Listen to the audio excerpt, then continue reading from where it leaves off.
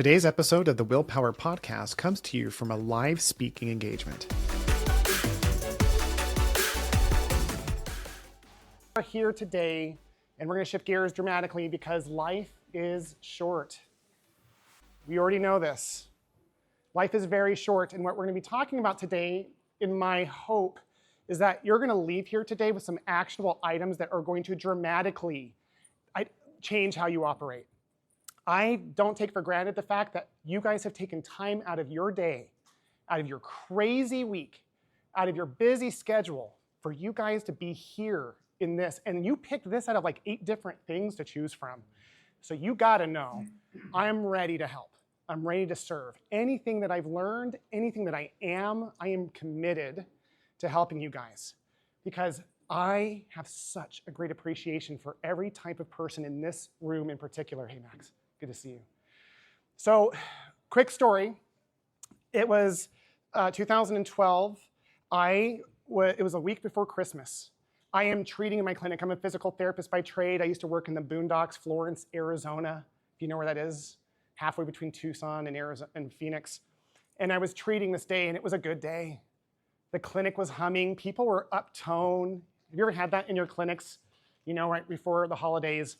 And I had some stressors, but I wasn't thinking about them today. I was thinking about how I was going to be going to Idaho next week to spend that whole week off in Christmas with my wife and my 4 sons. They were littler at the time. The one who's in Maryland getting treated hadn't gotten his head injury yet. But this was a great day, and my team was happy. No one was complaining. Everyone showed up. My wife used to say, "Hey, Will, was it a good day?" And I'd say, "Yeah, people all showed up. It was a great day. They actually came to work." Like, it was one of those moments for me. And then my John, who was my part-time CFO, he showed up in the doorway of the clinic and said, "I need to talk to you for a second." And he pulled me aside and he put me into this little office room that we had. And he goes, and you could just see something was wrong with him. He goes, "Will, I don't know how to break this to you, but we have $5,000 left in our accounts total. And we have $10,000 of bills that are past due. Which bills do you want to pay?" And that to me was such a shock. It was such a shock. I should have known, and really later, of course I should have known how that was supposed to go. I shouldn't have been surprised by this, but I was. And the rest of the day was just that numbing pain of what is going to happen now. Have you guys ever had that before? Right? Just like, what am I going to do? How is this going to work out for me? And I get in the car. It's dark at night. I drove in the dark. I was coming home in the dark. It's totally pitch black. I was driving through the reservation land that separates Florence, Arizona from Gilbert, where I lived. And there was this constant beeping sound. Beep, beep, beep. It's driving me crazy. And what it was the paper charts I still had to do that night that were in the passenger seat. There were so many that my car thought there was a human being sitting next to me in the car. And so I literally had to pull the car over in the desert and buckle my charts in. And so I pull in the door, I go through my front door, and I was done. In my mind, I'm like, how am I going to pay for Christmas? How am I going to actually pay for Christmas? I couldn't try harder than I was trying. I couldn't put more effort or energy into what I was doing than what I was already doing. And how am I going to pay for this? We hadn't bought our Christmas presents yet because we were flying to Idaho. We were going to buy them there. And now I'm trying to figure out how to pay bills. And so there was this moment of clarity as I was driving home. There's 2 moments I want to pay attention to very quickly, and then we're going to jump right in. The first moment of clarity was that this was the opposite reason why I became a rehabilitation entrepreneur. I wanted to increase my time, my impact, my income, to live a life that I thought would be worth the sacrifice, but this was the opposite. This was being a slave to my company. This was the worst thing I could have imagined. And again, I was working so hard on my time. So I walk in the door, my wife, perpetually positive. Like, I got lucky on steroids. And if you saw a picture of her, you go, yeah, you got really lucky, Will. But she was just so like, "Hey, Will." Oh, she saw. She was conditioned to see the face and know when I was at that type of low. And immediately she goes, "I got everything tonight. You just go lay down." She didn't even know why. That's how common this was for me in 2012. So I get to this point where I walk in, and as I'm going to my room to lay down, my head is just, I'm numb from the pain, right? Just have you ever been in that state of just perpetual, like, I'm such a loser and all that crap that we tell ourselves. And then my son, Ethan, I have 4 boys. He's 12 at the time. He's like, he comes over and he like hugs me from the side and he goes, "Hey, Dad, I just got these new Skylander toys. Do you want to play with me?" And I said, "No, son, I'm so sorry. Dad's not feeling good." And this is the moment where my world shifted forever. And this is the moment I'm hoping that we can pull from together, because then it will make this moment worth it to me to have gone through it if it serves you. I'm walking away and my son goes, "Dad, I'm so sorry that you're feeling sick again." Again. That's how my kid experienced me, was this hyper burned out, overworked individual who had no way of knowing how to pull himself out of this hole that he had dug in his business. But something happened to me that night, guys. When I was laying there at night and I was like, okay, that's it. I'm done. I'm walking out of this business. Hi, Bill. Thank you for coming. I am out of this business. I am not putting up with this. I want to make a bigger impact in the world, and I'm going to do whatever it takes to get myself out of this, even if it means walking away from this business, because it's not worth it to be a parent who's that not present for their kid, that they're conditioned. The family is conditioned to the burnout. Oh. So I made some decisions. I got lots of coaching. And here's what's really funny is I'm a very passionate healthcare provider at heart. We're going to be talking today about time. We have a limited amount of time on this earth. And what we get to do with it is sacred. It is a sacred stewardship that we have of this limited experience in life. But what I want to tell you guys is that what we get to do as providers and owners and leaders in these rehab spaces is so uniquely special. It's a weird balance, because on the one hand, we have the lowest reimbursements, some of the most difficult business concepts and strategies that exist in all of business, by the way. That's coming from a coach of mine who's worked in every industry. But on the other hand, we can impact people's lives in such a powerful way. So pause the story right there. I want to show you a little bit about what we're doing today. Why you're here, I don't know. I hope the title got you in. But I will tell you what I'm hoping you leave with today. I am confident you'll leave with today, if you're with me, is a strategy of how you're immediately going to free yourself up, because you will leave with a personalized time liberation plan that you can implement immediately. So you don't have to do what I was doing, which was killing yourself and not getting the results that you need. I don't know if it was Bob in his presentation, but it's swimming in my head, this idea of getting greater impact by doing less. There's just something around it. So my goal today to give you real life help that pays for your ticket to TherapyCon. I'm hoping you'll leave here going, objectively, if I do this, I just paid for my ticket. So let's get to work. I want to tell you who I am, though. Who I am is what I believe, and this is what I believe, and this is why I stand here. It's why I own the businesses that I do, is that PT-OT SLP was born to lead the $600 billion musculoskeletal industry. We don't. We were born to lead it, and we don't. That all problems we face as leaders are solved when we focus on our problems and solving them. Who, not how. We get so wrapped up in the weeds of how to solve our problems.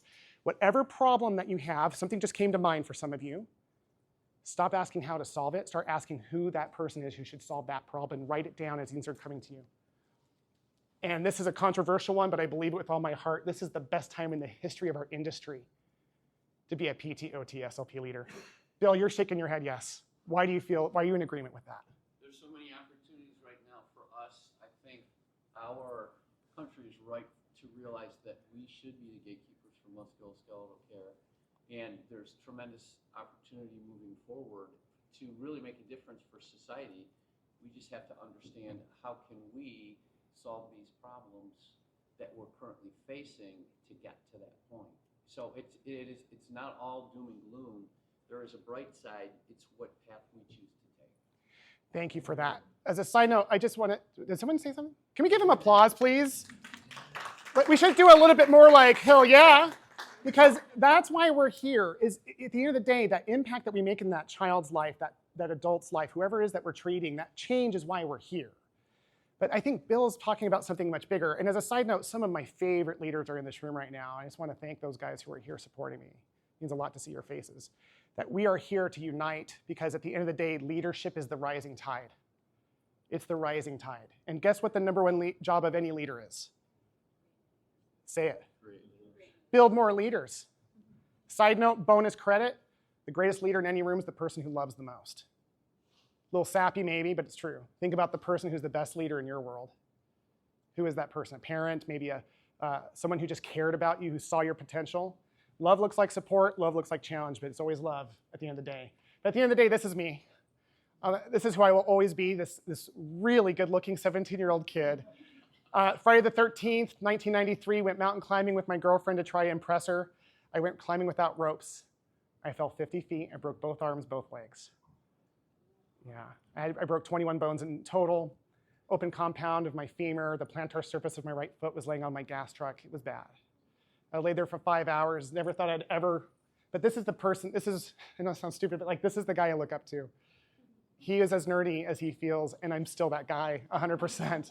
And I will tell you that that guy thought his life was over until he met his physical therapist. His physical therapist, Connie Clemens, stood him up for the first time, made him walk again, and put him on a path that led to that dreadful night when I was driving home and saw my kids and felt like I had nothing. I had nothing. Like I'd failed this guy. So this is a newspaper article of that. I started a few companies. Oh, I need to back up. I skipped a really big part of the story. So I ended up getting a lot of coaching and figuring out business. And I was told by a coach once, and this is true, you have no natural leadership ability, Will. And I went, yes. He goes, but you're trainable and you're coachable. And I just want to acknowledge the fact that you are all here because you're trainable and you're coachable, and that's all you need. So any head trash you have around being a leader, let it go. You're in a room of equals. No one here is better than the other person. We need each other. Rising tide, leadership. And so I started figuring out how to do businesses, and I started a few. There's Doctors of PT Business right there, the Empower brand, right?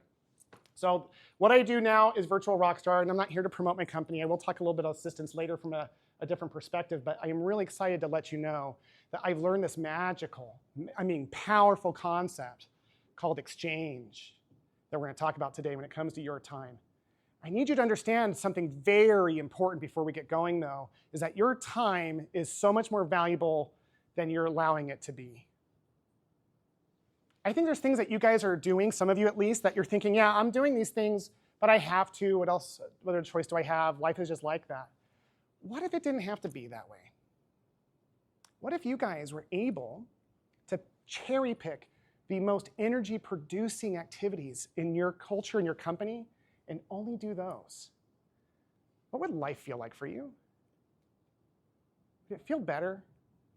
Yeah, and guys, this isn't a mountain you climb once. It's a summitless mountain that we climb together. But there are stages, and when we get to that point on the higher stages where we're mostly living in our energy-giving activities, that we start to create more powerfully. Ironically, we create more space and time, and money is the byproduct. So when we talk about time, I want you to change how you perceive time. Time is not universally experienced the same. It changes from experience to experience, and you guys know what I'm talking about. Who here has a hobby that they're super passionate about? Raise your hand if there's a hobby that you're just like, man, I love doing blank. Yes, what do you love doing?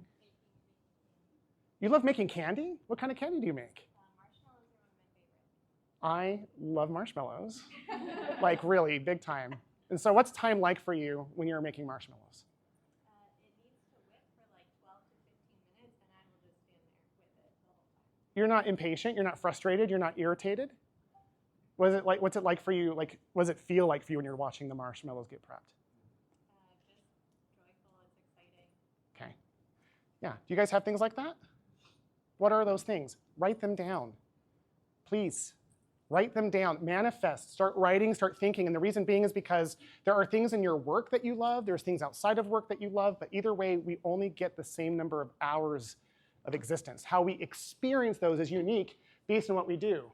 So you're probably falling into one of these three categories. I rarely take time off and struggle taking care of myself due to limited time. I can take a vacation but come back to tons of issues in work. Or I can take a month off and my company can function without me. Bob, can you share what you shared with us in your last meeting, what you just came back from? She turned 25 for the second time. 3 weeks. And then how big of a mess did you come back to? No. Raise your hand if you're the team that stayed here working while his team was your lead. Yeah. They're wearing the same color shirt.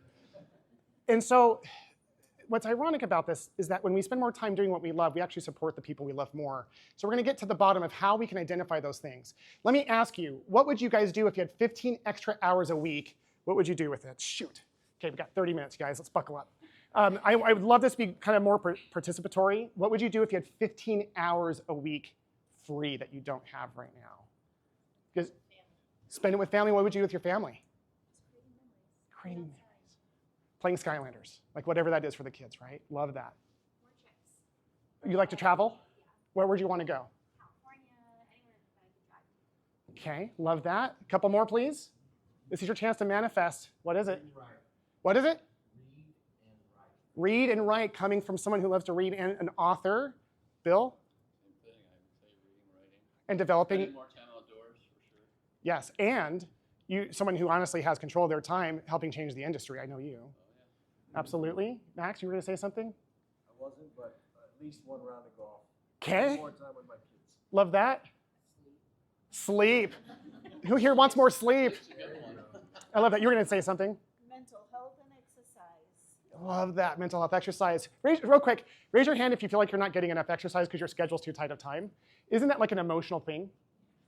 Right? Ooh.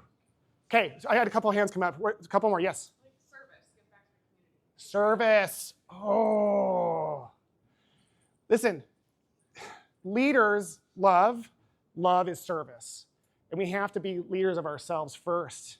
We have to lead ourselves, this meat box that we have while we're on this journey on the planet. We've got to take advantage and take care of this, our families, but so many times because of how we operate. So with 15 extra hours a week, here's some stats that are going to make you really sad. Here's why time matters. But I want you to understand the why behind this so that we can quickly get to work. Number one, at 78 and a half, if you're 78 years old, you get 4,000 weeks of life. Per year, if you free up 2 hours a week, 2 hours a week, that produces 13 8-hour workdays a year. If you just free up 2 hours a week. It's almost 2 full work weeks a year that you free up. Think about what you do with 2 weeks of year that you a bonus. And so every 20 years, that's a whole year. So think about if that number isn't 2, but 4. You free up a year every 10 years. It starts to add up really quickly. And this is, of course, what you guys said. You want to aim those hours at relationships and things that matter most. So let's get to work on how we can figure this out. We're going to do a time leak audit. I need everyone out, pen, paper, computer, phone, whatever it is to take notes. We are going to work. If you want to rest and not participate, that's totally fine. Huge missed opportunity, though. Because I want you to leave here with specific ideas of what you're going to do to get off your plate to free you up so that you have more energy. First thing we're going to do, every practice owner and leader is bleeding, hemorrhaging time in one of 3 key areas. Repetitious tasks, things we do all the time. Some of these things are so small. I can't give this to somebody else. It just takes me a second. And I do it 4 times a day. Those things add up, start to suck our souls. 2, reactionary times, responding to interruptions. The studies they've done of energy draining from this type of time distraction is so clear that when we have to pivot mentally from a specific category of tasks to the other category of tasks, there is such a loss of energy and focus that we become significantly less effective. And then the third one is retention tasks. These are things that we retain that other people on your team could be doing. Quick, I'm going to ask this question, just write it down if it comes to mind. What are you currently doing right now that you know somebody else should be doing? I see. Oh, let's keep it participatory. Let's go, payroll. I love that one, by the way, my friend. And why do we not let those things go? We're going to talk about that in a second. But let's talk about it now. I brought it up.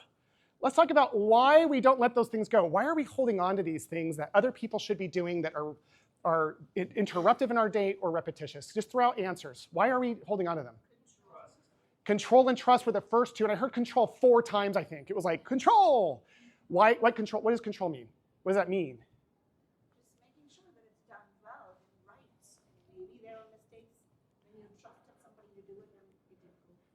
Raise your hand if you've ever delegated something to somebody else and you took it back because they couldn't do it the way that you would do it. Yeah, you're my people. Welcome to the loneliest place on earth. I was the president there for a long time. And it's so true, though. It's so true. So we're going to talk about how to overcome that today in 30 minutes. All right. I like a challenge.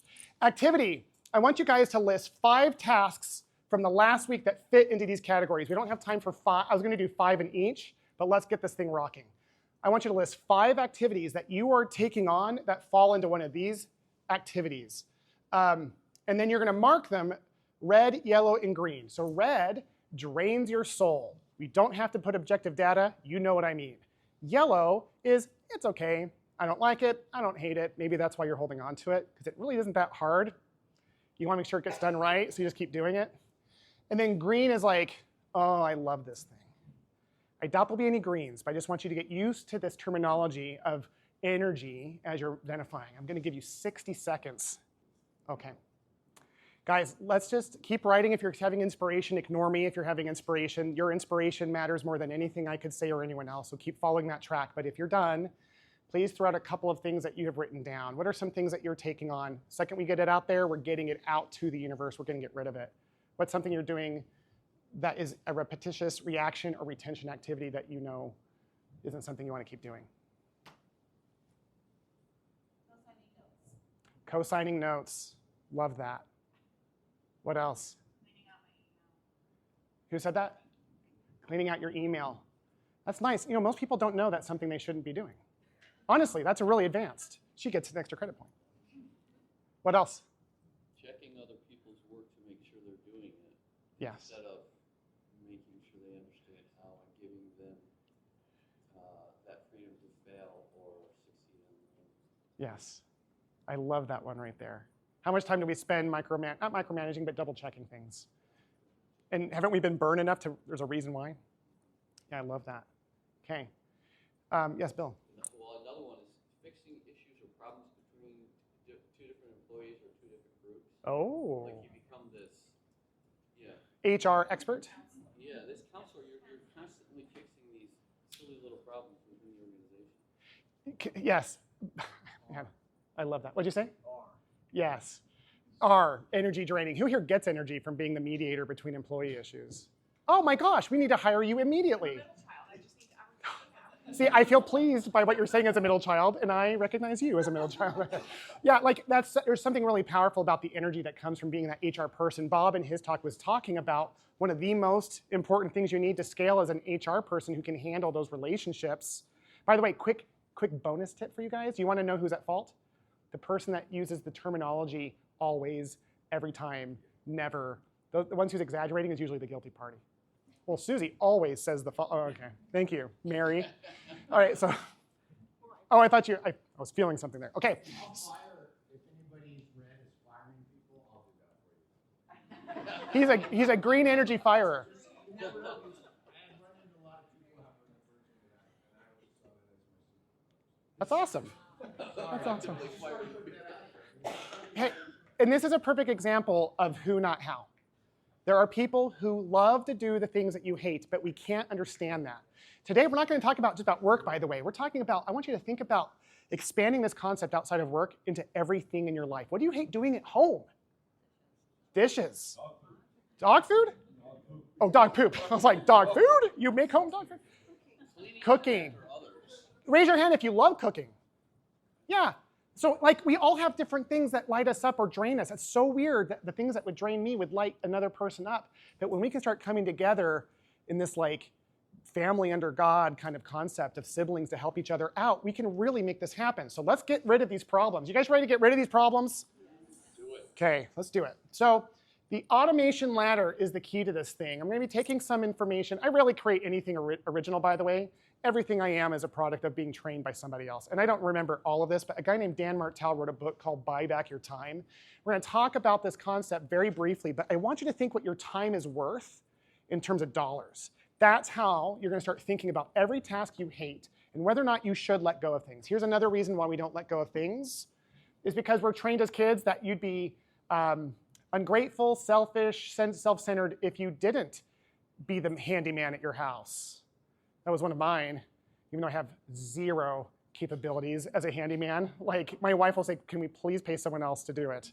But like, I was like, no, I'm gonna fix it. I'm not paying another person to do it worse. And I was worse. So like my wife's father is incredible at everything. And if I can't do it, she'll be like, I'll call my dad. I'm like, no, you're not calling. I can do this, damn it. Right. Whereas, I feel so incompetent. so I hate the way it feels, but like, I think the future me is gonna be like, sure, honey, let's get your dad to do this. So let's get into the automation ladder. Let's fix this thing. Everything that we do that is red or yellow. And why do we want to get rid of yellow? It doesn't drain us. Here's why. Anything we're doing that's not green isn't going to collapse time the way we want it to. Anything that we're doing that isn't green is a lost opportunity to do the thing we were born on this earth to do. You were born, every one of you, with special gifts and talents that deal with like what you like doing. That's what we want to pursue in life. It's what's gotten you through this crappy, difficult business for so long.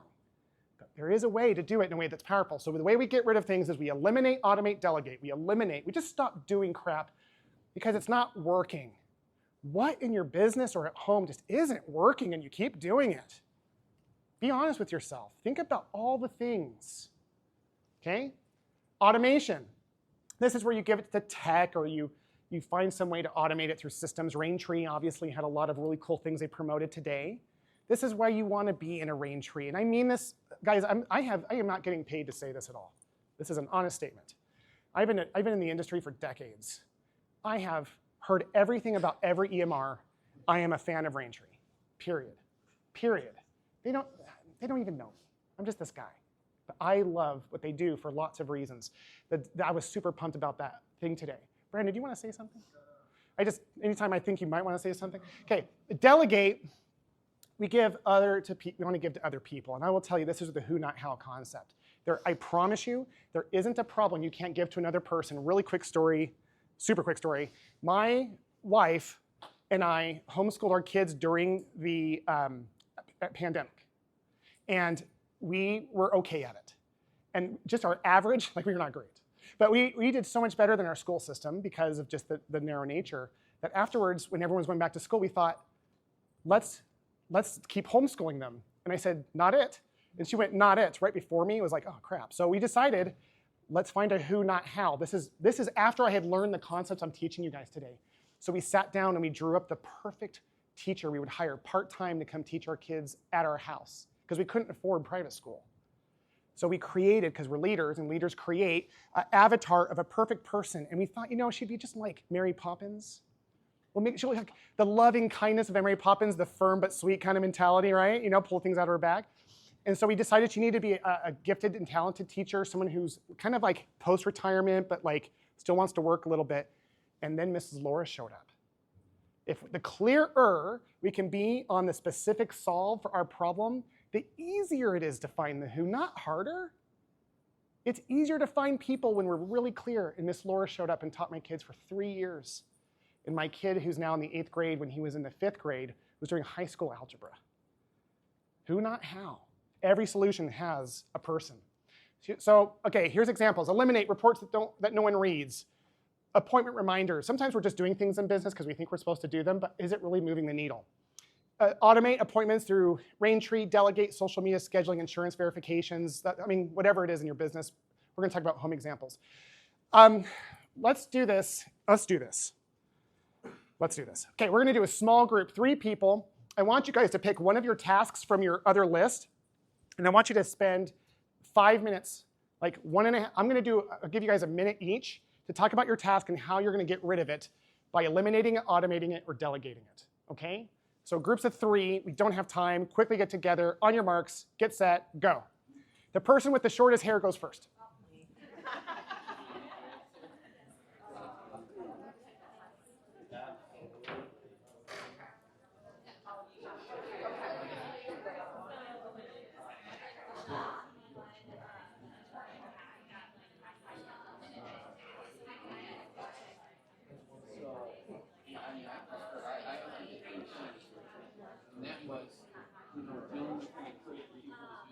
Oh yeah.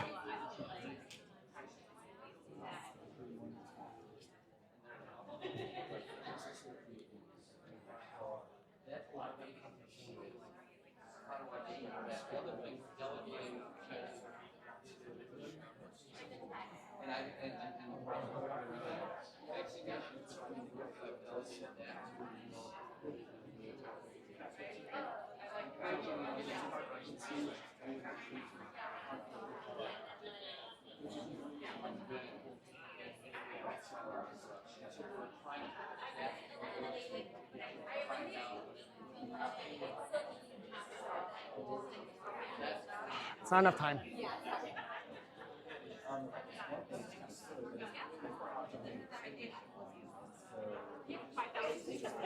What's that? 5,000 pictures. I'm really sorry. And they're all like down up, so I'm like.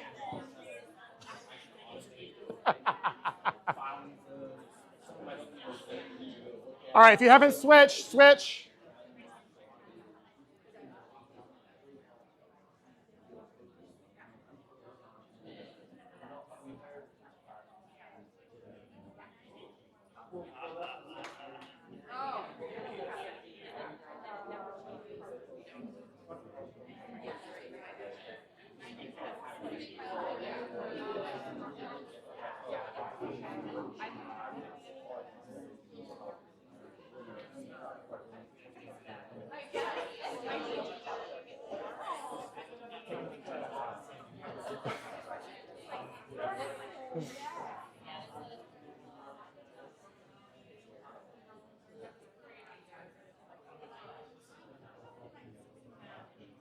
Okay, last person go if you haven't gone yet. Oh, you guys are all done. I love that. Okay, we're just doing a minute left.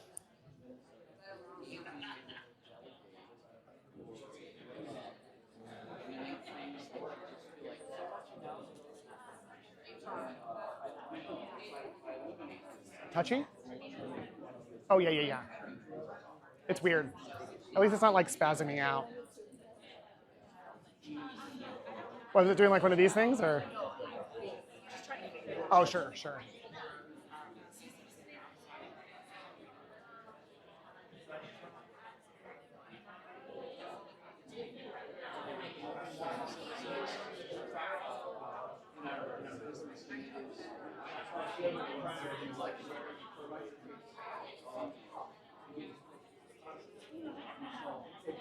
Okay, guys. Go ahead and put a thumbtack in it. Let's circle back around. Oh, I love this. All right, guys, come on back. Join me. Join me at the front of the stage. Thank you.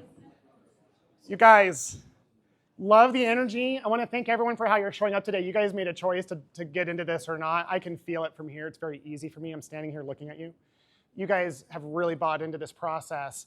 It may not have been enough time, but was anyone able to find a task that they've decided they're going to get rid of? Would they be willing to share that? Let's start with Bob. Surprises me. I thought Bob was the master of all these things. No, it's the construction side of the project management, like when I buy buildings or getting ready for tenant improvement. Yes. I have a great maintenance team and a great general contractor, but I'm still the go-to person to get them together. So Yeah. having somebody who finds me the buildings, works with the architect. Give him some applause, guys. Okay. We're going to do that differently, like we're really winning. Ready? Give him some applause. Look, as business owners, no one else gives a crap about us, so we got to care for each other. Okay. Payroll! Give him some love. What are you going to do? What are you going to do? I just need to find the person I trust to delegate to do the darn job. All it is that Yeah. adding numbers, that input. It's just who in your company do you want to see what everybody makes? How much time are you going to save by not doing that? How much time? I will save 5 hours a week. No, a month. Okay. 5 hours of his life.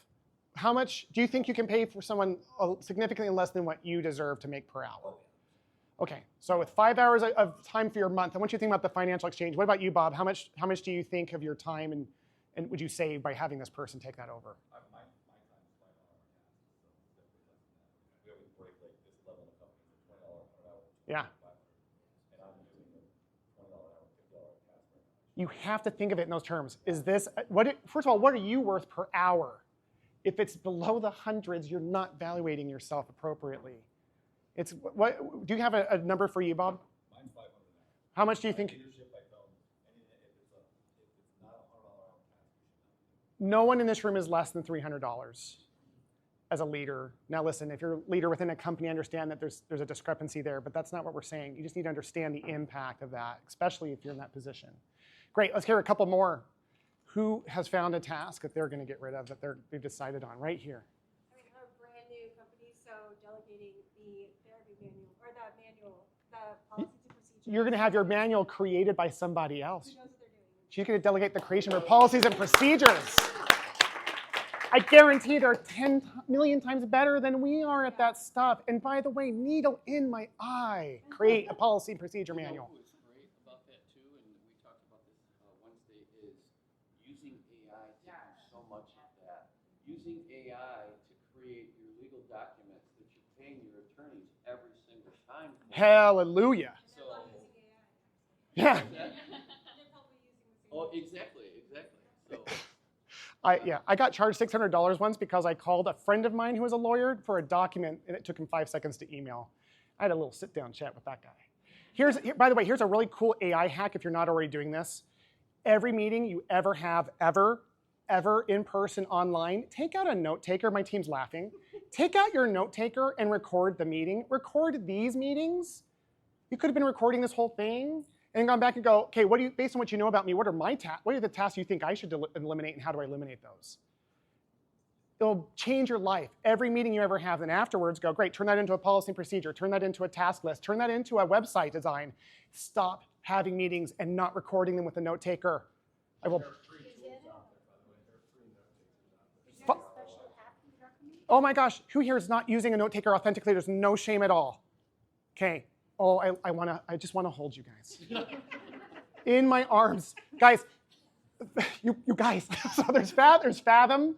Fathom is a note taker. Read.ai is what I use. You kind of get used to whatever you end up using. Firefly is what I mean. No, Fathom I mean too, but Firefly is another one. It doesn't matter. It doesn't matter. It doesn't matter. Just get one. Gemini. Do not have a meeting without it being recorded by AI, and then have one chat called my company name and dump all of the transcripts into that, and it learns everything it needs to know about you. And then have the courage to ask it one day, based on what you know about me, what are some of the blind spots in my life that I'm not paying attention to? And then get ready to have a nice big cry. Which is what literally happened to me. I'm like, how does it know me so well? Okay, delegation, guys, we have 6 minutes. Can we get through this? Okay, this is the how we're gonna get this off of our plate. Delegation mastery, guys. Like we talked about earlier, the biggest thing is control. If somebody else can do it 70% as good as you, give it to them. Their aggregate is worth it for your time. Let it go. Be frozen. Let it go. It's going to be okay. Let it go. Bob said in his discussion, they have to make mistakes if they're going to learn. What's the purpose of a leader? To build more leaders. Do we learn through mistakes? It's the only way we learn. It's not a way, it's the way. We have to let them fail. Delegation flywheel, select the right person, set clear outcomes. Don't fly by. Hey, like I did to Tony. Hey, Tony, you're in charge of the booth this time at Raintree. I've known her for a long time. She stepped up. Support with training tools. Step back, review, and improve. Be that loving coach. Don't be the micromanager. Be that loving coach to every human being in your life, even the Miss Laura's. And your time liberation plan. This is how you delegate. I'll send all this to you. If you want it, I'll give you guys everything on this. I got lots of freebies. I'm all about the freebies. I've got a worksheet that you can use that you can walk you through these things. I'll send you a copy of the worksheet so you can go through this. But here's what I want you to do.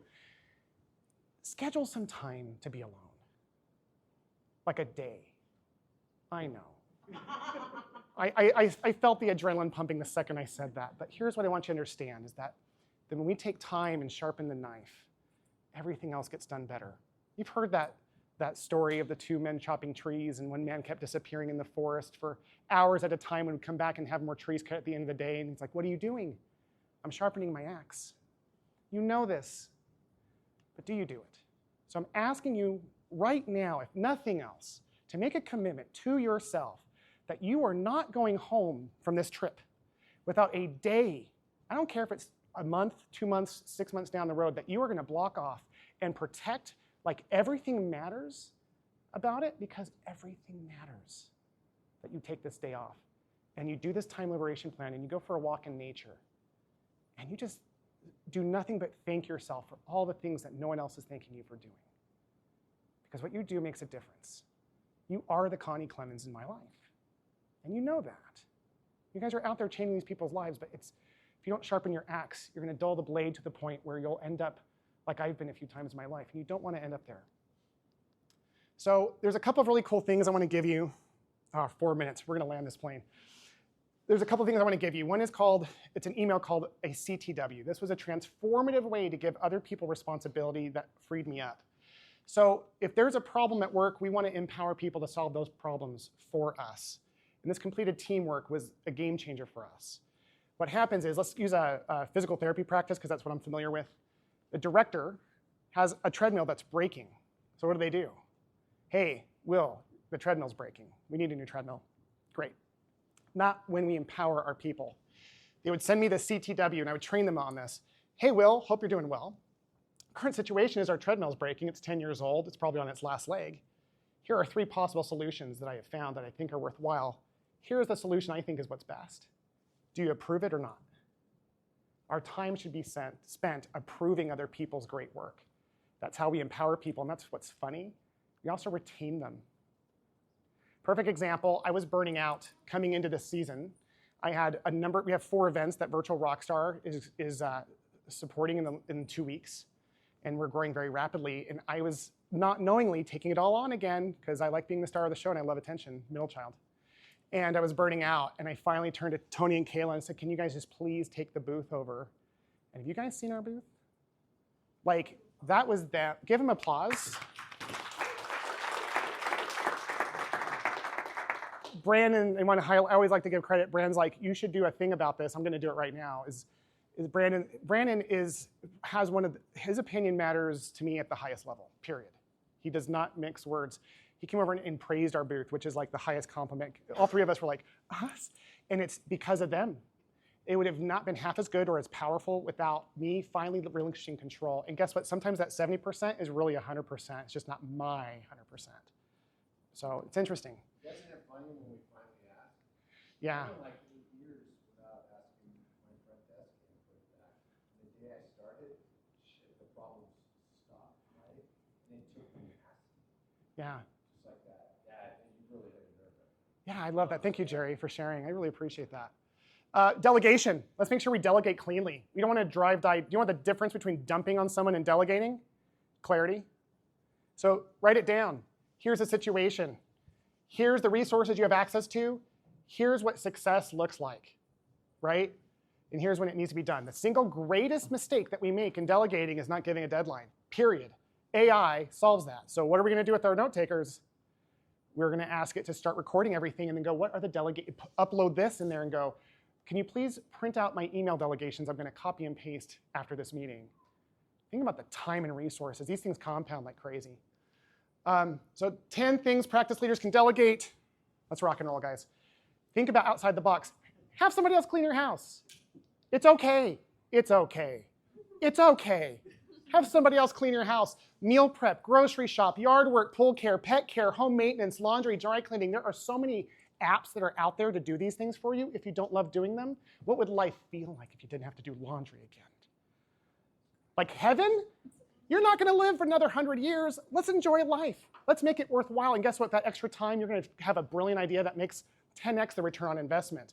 Errand running, child transport, home admin. So every hour per week frees your busy life up by 6 days per year as you grow. So really see that. Every hour that you can free up matters. We are so loose with our time as leaders. I'll just do that. It takes a little extra work at the beginning, but it will free you up if you get in that mindset. Okay, you guys know this. What's your first thing? Who, not how. I feel obligated to go through slides. Oh, this is my executive assistant, Kim. I am not 8 feet tall. She is literally that short. My executive assistant changed my life and started the thing that I'm doing now. Give the gift of having somebody else take on the opportunity to serve you in your quest of making a difference for other people. It is my most favorite aspect of my journey has been developing this team of people who work through the night so that you don't have to do things that free you up and so that they can provide for their families. It is the greatest gift of my professional career to be able to do that with people. So please remember, if you learn nothing else from our little time here together, is that you matter. Thank you. Thank you. Okay. Oh, small detail. With my free time, my wife and I support various organizations in Africa. We're going in November back. This was us last year with my 4 sons. That's the Skylanders kid right there. We were able to spend, someone said charity, and it was like, guys, yeah, let go of laundry so you can do more of this.